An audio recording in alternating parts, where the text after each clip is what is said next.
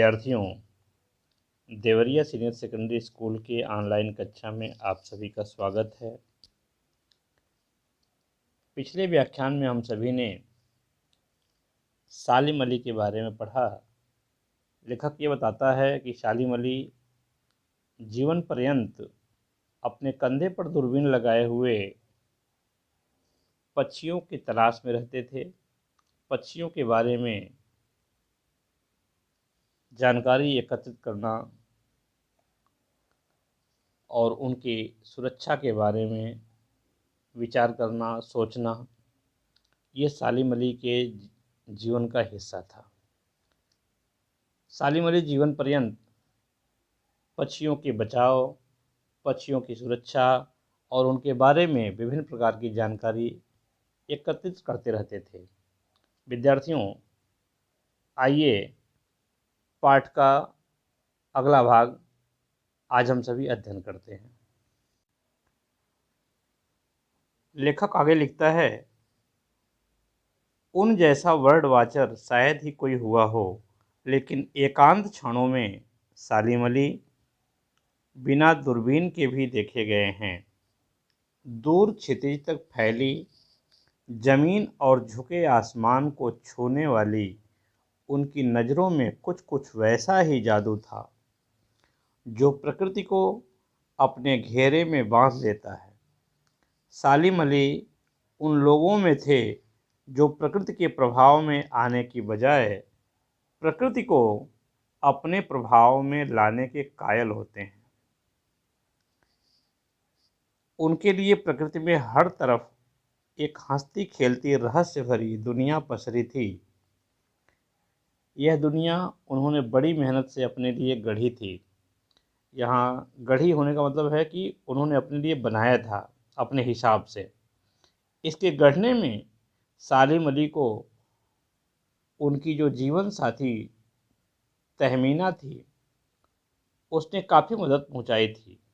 Tahmina school के दिनों में उनकी सहपाठी रही थी।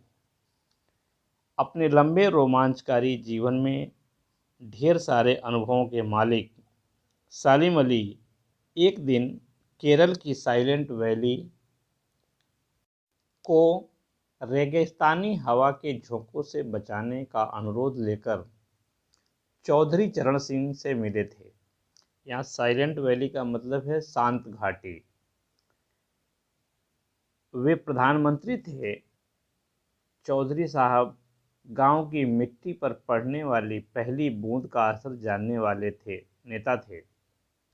अर्थात चौधरी चरण सिंह ग्रामीण अंचल से जुड़े हुए व्यक्ति थे जो ग्रामीण अंचल में प्रदूषण का या पर्यावरण के दुष्प्रभाव का क्या प्रभाव पड़ता है, इसको जानने वाले थे। पर्यावरण के संभावित खतरों का जो चित्र सालिम अली ने उनके सामने रखा, उसने उनकी आंखें नम कर दी थी। यहाँ पर आंखें नम होने का मतलब है उनकी आंखों में आंसू आ गए। आज सालिम अली नहीं हैं, चौधरी साहब भी नहीं हैं। कौन बचा है जो अब उस सोंधी माटी पर उगी फसलों के बीच एक नए भारत की नींव रखने का संकल्प लेगा? कौन बचा है जो अब हिमालय और लद्दाख की बर्फीली ज़मीनों पर जीने वाले पक्षियों की वकालत करेगा? विद्यार्थियों, प्रस्तुत गद्यांश का सारांश इस प्रकार है। लेखक जाबिर हुसैन सालिम अली के बारे में लिखते हैं कि सालिम अली जैसा पक्षियों की देख रेख करने में दक्ष यानी कुशल उन्हें आज तक कोई नहीं मिला। उसकी आँखों ने क्षितिज तक फैली प्रकृति को अपने नेत्रों में समा लिया था। वह प्रकृति के रहस्यों को निहारा करते थे, अर्थात प्रकृति के सुंदर दृश्यों का अवलोकन करते थे। वे प्रकृति प्रभाव में न आकर प्रकृति का प्रभाव उनके ऊपर स्वयं नहीं होता था, बल्कि प्रकृति को अपने प्रभाव में लाने वाले व्यक्ति थे। उनकी स्कूल की सहपाठिनी तहमीना, जो अब उनकी जीवन संगिनी भी थी, तहमीना ने उनकी भरपूर सहायता की और उन्होंने प्रकृति के रहस्यों भरी दुनिया को देखते देखते एक दुनिया बना ली थी। सालिम अली खान ने अपने अनुभव के आधार पर उस समय के तत्कालीन प्रधानमंत्री थे चौधरी चरण सिंह, उनको केरल की साइलेंट वैली को रेगिस्तान मरुभूमि की गर्म धूल भरी हवाओं से रक्षा करने का अनुरोध किया। चौधरी साहब खान के प्राकृतिक ज्ञान से प्रभावित हुए और उनके प्राकृतिक खतरों के ज्ञान से भावुक हो गए। यह एक प्रकार से भारत के निर्माण के संकल्प का प्रयास मात्र था।